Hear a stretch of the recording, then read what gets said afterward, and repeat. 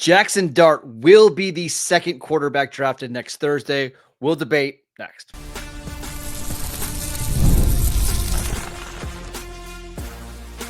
You are Locked On Dynasty Football, part of the Locked On Podcast Network. your team every day. Here are your hosts, Marcus Mosher and Kate Magdziuk. Welcome back to the Locked On Dynasty Football Podcast, part of the Locked On Podcast Network, your team every day. We'd like to thank you for making us your first listen of the day. Today's episode is brought to you by Game Time. Download the Game Time app, create an account, and use promo code LOCKEDONNFL for $20 off your first purchase. Welcome back. I am your host, Marcus Mosher. You can follow me on Twitter at Marcus_Mosher. Joining me today, as always, is Kate Magdziuk. You can follow her on Twitter at Kate Magdziuk. We are officially 1 week away from the 2025 NFL Draft. So in honor of being 7 days away, we thought we could do some bold NFL draft predictions. And Kate, you've got a really good one regarding the quarterbacks. What do you got? I'm going to go ahead and predict that Ole Miss quarterback Jackson Dart is the second quarterback off the board, which that is going widely against consensus, where Shedeur Sanders of Colorado is QB2 in this class behind Cam Ward, who's, I mean, we might as well have already written the pick down and delivered it to the podium. It's Cam Ward of Miami. Did you see the Cam Ward live stream? I think he was on Twitch playing video games, and they were asking him who the best receiver is in the NFL, and he said Treylon Burks and Calvin Ridley, and the best coach in the league is Brian Callahan. Weird coincidence. I don't know. Yeah, I think he knows a little something here. And I mean, we all do. But the real question is QB2. And right now, we're in the middle of a ton of speculation about Shedeur Sanders' draft profile. Where is he going? He's been kind of all over the map in terms of projections, was once, kind of considered that top 5 pick. Conjecture has him falling sometimes past pick number 20. He's all over the map. And I do think that that's honestly kind of emblematic of his perception around the league. Like, the evaluations for Shedeur Sanders are kind of all over the map. But what I think was one of the more interesting notes in this pre-draft process came from Ringer insider Todd McShay, draft expert, who had some really interesting comments about the Saints and their needs at quarterback and what they're kind of looking for in a quarterback. They mentioned that, or Todd McShay mentioned that Jackson Dart could be that pick for the Saints at number 9 because he just kind of fits the mold. He said, Kellen Moore is used to a bigger, mobile, stronger armed quarterback. Those are the 3 qualities Jackson Dart has, not Shedeur Sanders. Now, I do think that there's something here. So I like the thought process here of, maybe Sanders, who's been widely considered QB2 in this class for months now, isn't the first one off the board. But I have to disagree that it's going to be Jackson Dart. I think it's going to be Jalen Milroe, who was the quarterback drafted. Oh my, okay, whoa. I'm not trying to one-up you, but listen. Oh, you one-upped me, all right. Let's hear it. I was listening to Andrew Berry's press conference this morning, the Browns GM, and he was talking about what they want in a quarterback. And he basically said something to the effect of, you want a guy that, has got a compact body, that can be a really good runner, and that has the arm strength to stretch the field and throw passes vertically. And I'm thinking, is he just telling us that like Jalen Milroe is like the second best quarterback in the draft? Add on the fact, Kate, that Milroe was invited to the NFL draft before Jackson Dart. And Are you saying that you think Jalen Milroe goes 2? No. I think he gets, somebody trades up and comes up and gets Jalen Milroe. And I think Cleveland is potentially a team that could do it, because if you're going to draft Travis Hunter at 2, you want a quarterback that can throw him the ball on the outside down the field vertically. Mm-hmm. And I think that's Milroe. And I'm wondering for some of these teams that need quarterbacks that play in bad weather, like Pittsburgh, like Cleveland, like the Giants, like the Jets, you need this arm strength. Yeah. And Milroe just has the best arm between Sanders, Dart, and obviously him. I'm thinking there's a chance that Milroe goes like early 20s via trade up, and that's just our second quarterback off the board. And the Cleveland Browns currently hold the 33rd pick. It does, we don't have Tennessee slated for the first pick in the second round. That actually belongs to Cleveland. So yeah, the trade up into the first round for the ability to get that year option, especially for a quarterback who's a developmental one, I think is kind of huge, right? So You should mention Cleveland's got 2 third-round picks because of the Amari Cooper trade. Like, if they traded picks 33 and 67, I wouldn't be surprised if a team like Denver's like, sure, we'll move back 13 spots and add another third-round pick. That sounds great to us. yeah, I could absolutely see that. Ooh, that was spicy. And I do think you're right though. Jalen Milroe kind of ticks all of those boxes. So if that's your belief, right? Let's say the Denver Broncos, they're picking at 20, right ahead of the Pittsburgh Steelers, another team that have been frequently mocked quarterbacks, whether it's been Shedeur Sanders in mock drafts where he falls, or Jaxson Dart, a more common mock drafter to Pittsburgh. I think that could make a lot of sense, and especially in that teen range, there's not a ton of needs at quarterback. So No. But yeah, I think either QB2 goes to the Saints or QB2 falls a decent amount. and here's my thought process, whether it's Dart, Sanders, or Milroe as QB2, you look at the teams from like 11 to 18 or 19, right? Or even go to 20. The Bears, 49ers, Cowboys, Dolphins, Colts, Falcons, Cardinals, Bengals, Seahawks, Broncos, Buccaneers, Broncos. None of those teams are going to consider a quarterback. So why not? I know the thought process is why not just wait until pick 33 to have Milroe come there? And, that's where you draft him. Because I think these teams are all going to have their favorite quarterback option. We look at it like, hey, there's 4 good quarterbacks. Just pick whichever one falls. We know that's not actually the way that it works, right? You need a quarterback that fits your system, fits your team, and fits your division. And we don't talk about that enough. If you're playing in the AFC North and you're going to be playing bad weather games from November on, and then you're going to go play in Buffalo in the divisional round, you need a quarterback that can play in that kind of weather. You don't want to wait and hope that he falls to you, because the Giants might be thinking the same thing and they might jump you to go up and get him. So I think we will see a quarterback drafted in the 20s. I'm just betting that it's going to be Milroe and not Dart or Sanders. Pretty wild prediction here. And I like it. The We're odds, bold, right? We're doing bold predictions. we're doing bold predictions. So yeah, nobody's allowed to come back to Yeah, you us can't after clip this. this out. That's stuff there. Looking at FanDuel Sportsbook, the odds for Jalen Milroe to go in the first round, I have to imagine these odds shifted pretty dramatically after he got that NFL draft invite, because you're not going to get the NFL draft invite if there's not at least some buzz that you could be drafted in the first round, right? Jalen Milroe's odds over on FanDuel Sportsbook plus 135 for Jalen Milroe to be drafted in the first round. That's as good as even for me. Yeah. And Shout out to FanDuel, baby. Yeah, I love to look at those odds, because I do think they tell you a little bit of something about the buzz, and I think the buzz is kind of real, and that NFL draft invite backs it up. So I think the bigger question is like, what do you think the odds are? How likely do you think it is that Shedeur Sanders really does just end up being QB2? I don't think it's all.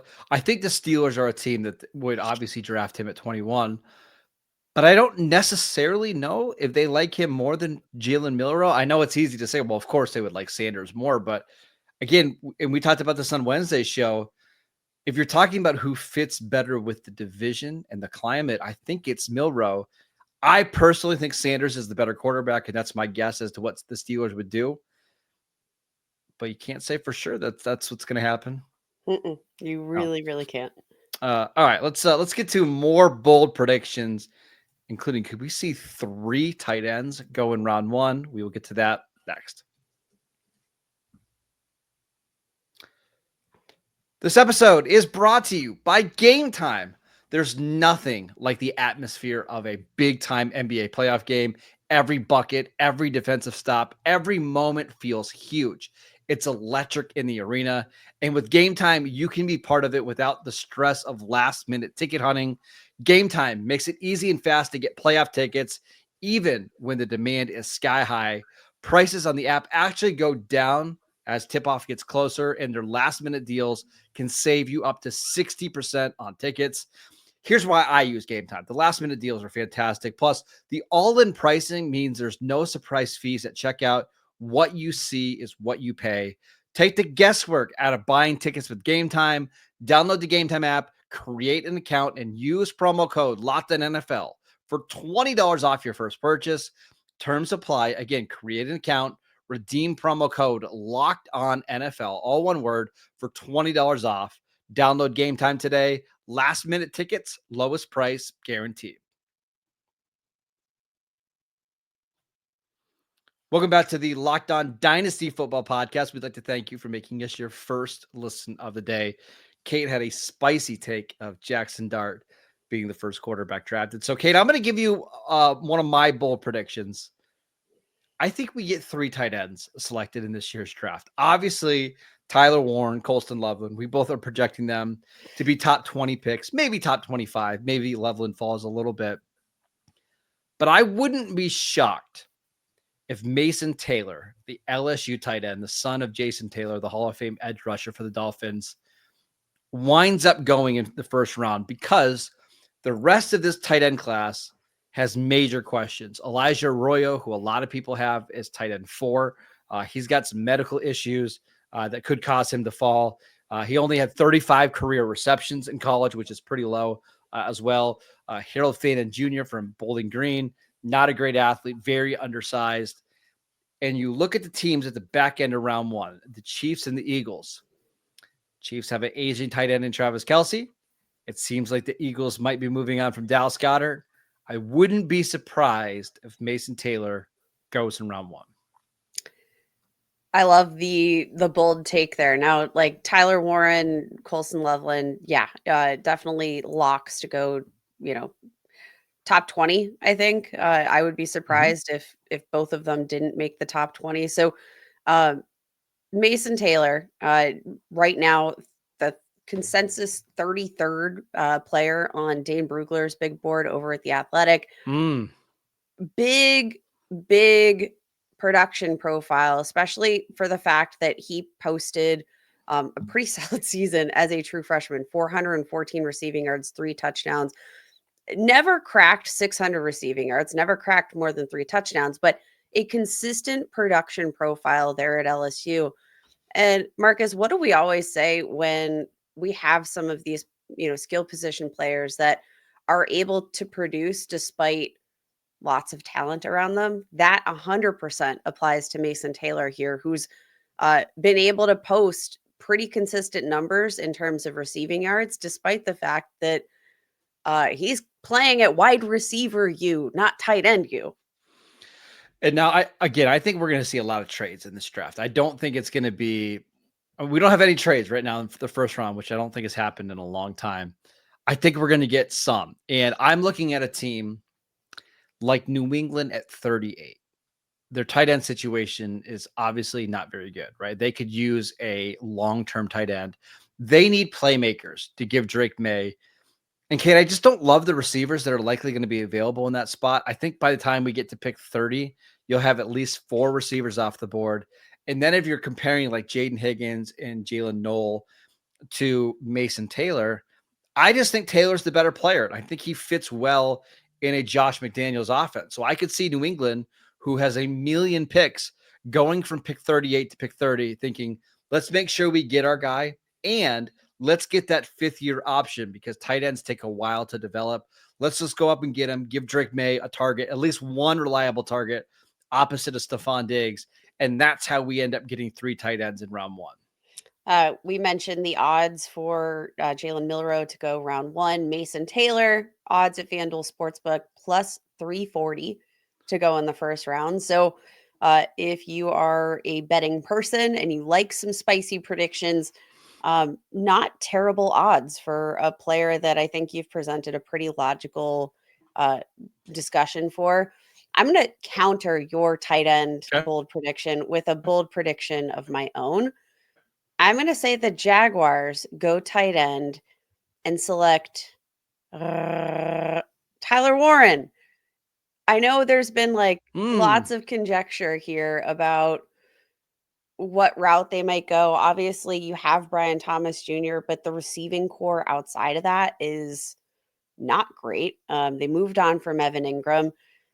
You know what would be so great for this offense that I think got rid of a lot of players that kind of play roles in the offense, right? They got rid of a lot of role players, let's say. You got rid of Christian Kirk, you got rid of Evan Ingram. Like, you know who could play a lot of different roles within one offense? Tyler Warren. Yeah. Like to a T. And I do think that in general, for a team that wants to, kind of justify their financial investment of this quarterback that hasn't really lived up to his billing as, a generational prospect just yet, get him a Swiss Army knife that can do a little bit of everything. That's going to, I think, diversify the skill set of your offense in a big way after you move on from all these different skill position players. That's a really good fit. So yesterday, James Gladstone, Jacksonville's GM, was talking about what they want out of their first round pick number 5. And he said, we want a player that will align with the messages that we like to send to our locker room, our fan base, to be the greater football landscape about the Jacksonville Jaguars and who we are. He also talked about being tough and versatile. I mean, who's tough and versatile, Marcus? Yeah, it's very interesting. Now, they did spend a second-round pick on Brenton Strange, who played ahead of Tyler Warren at Penn State for a couple of years. But they're very different types of tight ends. And I wouldn't be surprised to see Jacksonville going to more of a 2 tight end set anyways. And Warren isn't really just a traditional tight end. He is more of an offensive weapon. And maybe it's Brian Thomas on the outside, and then you're kind of just moving all these different pieces around. I think that would be really interesting to see Tyler Warren go at number 5. And frankly, if that's the pick, Kate, I kind of like it. I think that's a fun move for a team that desperately needs another playmaker on offense. I think that's definitely the direction that they could be headed in. And now looking at just in general the needs of the offense, like you mentioned, you have Brian Thomas, but like because Tyler Warren is so versatile in general, because he is more of that offensive weapon that can literally do a little bit of everything. He can run the routes, he can block, he can take the handoff, like he can throw the ball, for crying out loud. Like that is, I think, something that should be really intriguing to this offense that just hasn't been able to kind of find, I think, all of the right pieces to come together. Because Tyler Warren, he can be whatever piece you need him to be in that moment. And I love the fit with a new and exciting offensive play caller in the mix. Like, do you know what I also like about it, Kate, is I like it when teams have identities. Like the Ravens have an identity. We know what to expect. The Dolphins, even though the Dolphins have not ended up having a lot of playoff success, like that is a team based on speed. If you take Tyler Warren and you've got Brian Thomas and you've got a 6'6" Trevor Lawrence and you've got a 6'6" Tyler Warren who can do a little bit of everything, and the rest of your receivers are just massive, that defensive line is arguably the biggest in the NFL. And your mantra is, hey, we're just going to be bigger and tougher than everybody else in the division, in the conference. Kind of like it. I kind of like it too. This could be fun. Yeah, it can be fun. All right, let's give a bold prediction, although it's becoming less bold by the day, about who the first receiver will be drafted in the 2025 NFL draft. We will get to that next. This episode is brought to you by LinkedIn. As a small business owner, your work doesn't stop when the clock hits 5. Your business is always on your mind, which means when it's time to hire, you need a partner that works just as hard as you do. That is where LinkedIn Jobs comes in. When you clock out, LinkedIn clocks in. LinkedIn makes it easy to post your job for free, share it with your network, and get qualified candidates all in one place. Here's how it works. LinkedIn's new feature can help you write job descriptions and then quickly get your job in front of the right people with deep candidate insights. And here's a pro tip. Add the hashtag hiring frame to your profile picture to double your qualified candidates so you can reach them. No wonder 72% of small businesses say LinkedIn has helped them find high quality hires. Post your job for free at linkedin.com/LockedOnNFL. That is linkedin.com/LockedOnNFL to post your job for free. Terms and conditions apply. Welcome back to the Locked On Dynasty Football Podcast. We'd like to thank you for making us your first listen of the day. For your second listen, check out the Locked On NFL Draft Show with Damian Parson and Keith Sanchez. Now that the season is over, get the latest draft rankings, rumors, and news every day, and find Locked On NFL Draft on YouTube or wherever you listen to your podcast. All right, Kate, I got one more bold prediction for you here. Travis Hunter is going to be the first receiver drafted. Well, of course he is, but that's actually So outside of spicy, Travis. Marcus. Yeah. Did you hear Andrew Berry talking about Travis Hunter today? No, I, let me hear it. I mean, it would have been easier if you just held up a notebook that said AB plus TH with a big heart around it, like we did in middle school. He compared him to Ohtani, the Los Angeles Dodgers pitcher, hitter, who was maybe the best baseball player I've seen ever. It's pretty clear Travis Hunter's going to the Browns, and he actually said they view him as a wide receiver first and a DB second, although they would try to find him ways. They're going basically said, we're going to try to find a ways to be involved on defense, but we want him to be a receiver, which is fantastic news for us, right? Oh, absolutely fantastic news. Now, outside of Travis Hunter, who's the next wide receiver off the board? I think it's going to be Matthew Golden, the wide receiver from Texas, who I think going into December, we were viewing him as a third round pick, maybe a late second round pick with some tools and some upside. But I think he's going to be the pick at 12 to Dallas, if not earlier. I think there's a chance that he even goes earlier in the draft than that. For whatever reason, the NFL has soured a little bit on Tetairoa McMillan, the receiver from Arizona, and Luther Burden from Missouri. And I think they believe with Golden's speed and explosiveness and the ability to play outside and inside, he can be a real weapon in the NFL. I don't see any way he gets outside the top 12 picks at this point. I'm going to be honest. I still think it's wild. Now, we've talked a lot about Matthew Golden and maybe not understanding necessarily his draft evaluation as a potential top 12 pick, but clearly NFL teams are seeing something that I'm not. And that's great because they get paid a lot more money than I do for this type of analysis here. But Matthew Golden, you can't even bet on him to be drafted in the first round right now, which tells you everything you need to know about the odds of him being drafted in the first round. The sports books are saying like, yeah, it's not even worth placing this bet at this point. But I do think in general, I'm still puzzled, but again, it's not my evaluation. This is what the buzz around the league seems to be indicating is that teams like Matthew Golden a lot, despite the fact that like he was a 1-year starter at Texas and disappeared fairly often. Like there was, I don't know. This I is don't not get the it. profile of what we usually see from a first round receiver, let alone a top 15 receiver. That's what I'm saying. But it doesn't, again, it doesn't matter. Because, you know, I think that's where we're at for, this evaluation. Matthew Golden to be the first wide receiver off the board, plus 150 odds over at FanDuel Sportsbook. Tetairoa McMillan is still the odds favorite at minus 250.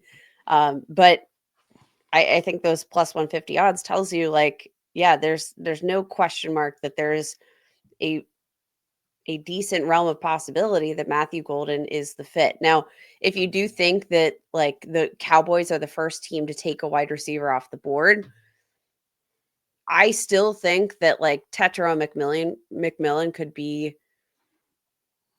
a more intriguing fit in my mind, just based on like the skill set that he brings, which I think is very different to the one that CeeDee Lamb has. Whereas, Matthew Golden is going to play more of that Z, move around the formation kind of guy. Tetairoa McMillan's just going to be like that outside threat that I think the Cowboys kind of need right now. Do you have a preference? Like if the Cowboys are the first team to draft a wide receiver, Marcus, Mr. Locked On Cowboys, do you want it to be Matthew Golden, or would you prefer it to be Tetairoa McMillan? Who's more worthy of that number 12 pick? First of all, I like the nickname Tetairoa McMillions for him because he's going to be here pretty soon. Yeah. I would prefer McMillan. I think he's just a better player. I think the Cowboys think that they need more speed opposite of CeeDee Lamb, and Golden can provide that. I think what's scary is Golden as a number 2 receiver in what I anticipate being a low volume passing offense isn't great from a dynasty perspective. So I don't think we necessarily want either receiver to land in Dallas, but we'll see. It's going to be a very bold decision to take a receiver who was averaging, I believe, 48 yards per game before we got to the college football playoffs. But clearly, it's not only them. It seems like there's a bunch of teams in the NFL that love Matthew Golden. And that's why we're seeing the likes of Mel Kiper and Daniel Jeremiah and Dane Brugler push him way up their mock drafts, is because there's obviously a lot of love for Golden. I don't quite see it. Yeah. And that's kind of, I think, where we're at with that evaluation here.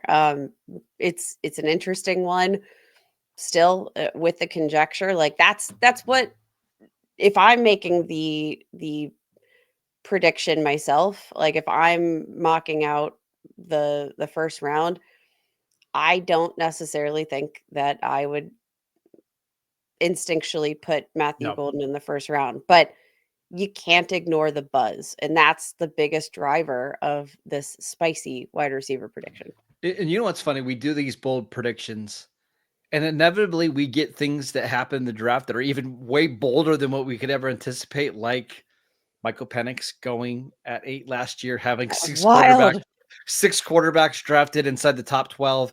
Like, we get wild things that happen every year. So while maybe these sound like bold predictions, I promise you, when we get to next Thursday, there will be wild things that happen that we don't anticipate at all. So we would love to hear your bold predictions. Let us know in the comments section. Send us a tweet at Kate Magdziuk, at Marcus_Mosher. Go download the podcast wherever you get your podcasts. We are free and available on all platforms, and we will see you right back here tomorrow.